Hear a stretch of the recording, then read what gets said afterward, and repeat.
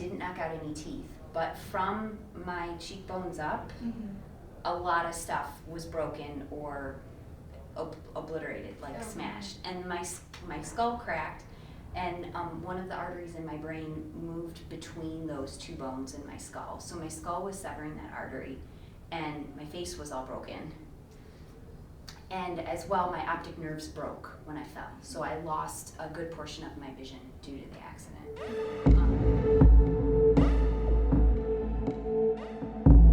It was really important for me when I went back to school to be as normal as possible, because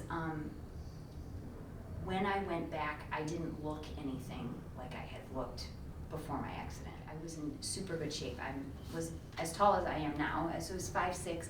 I probably weighed less than 120 pounds. Oh, wow. I had long curly hair to here. I drove a car. All of these things. And when I came back, my head was shaved. And I have a big scar that goes all the way across the top of my head. And I also, when I came back to school, when I first arrived back to school, I hadn't gained that much weight. But I gained probably between 50 or 60 pounds from the time that I had my accident until I started to lose weight, which was not for quite some time. I lost the ability to feel full. So all of those things combined, the depression, the ability to not feel full, the not being able to exercise, looking the way that I looked, feeling ostracized, not being able to drive, not being able to do all the things that I did before, I ate a lot. One day, my mom just said, enough. She said, I'm not driving you to school anymore. Start walking to school. And that was kind of like the beginning of, okay, it's time.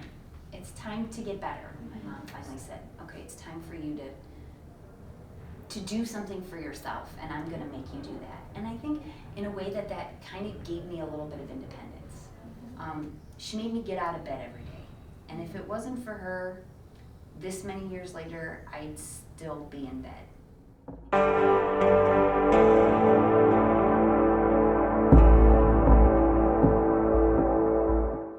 I thought, okay, I'm not stopping. Yeah. I have to do something. And they were offering a power pump class I teach at Bachelor Middle School. And somebody from the Y was coming and teaching a power pump class. And I thought, okay, I'll be at school, I'll be around people I know, I'm not gonna be that embarrassed, I can wear whatever I want. So I took this power pump class for all of second semester, or maybe from March until June of the end of last school year. I could do it.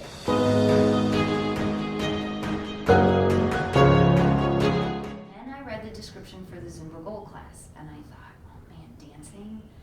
Like, I can't remember how to do the hokey pokey or the electric slide. Like, I don't know if I could dance for 45 minutes. Yeah. But I thought, okay, I'm gonna suck it up and I'm gonna try it once. And my life changed. It was the best thing I have ever done in my life for myself. I have so much fun in Zumba. And Kim, the instructor, is just, she said it flat out the first time I went to class. It might have been the first class of a session of like new summer session 1 or something like that. And she gave us a really good overview.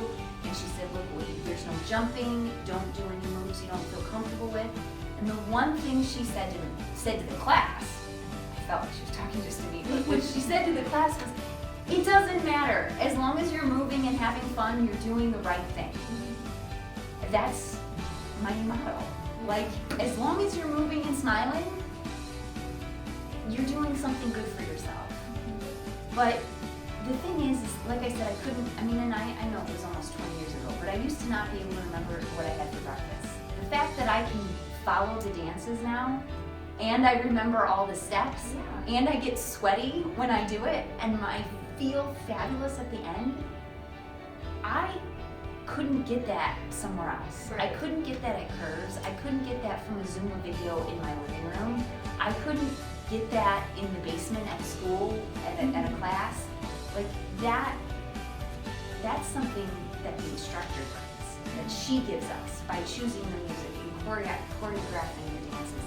And not only that, but also building a community among the people in the classroom. I have a group of friends in that class that are just my Zumba friends, but they give me a hug every Monday, and they give me 5 when we do a dance well, and they commiserate with me when we don't like the steps to something. And at the end of the 45 minutes, they're still there. And I know that next Monday, they're gonna be there too. And if I'm not there, they're gonna ask me the following week, where were you? And I haven't gotten that anywhere else before, and that's a really special thing.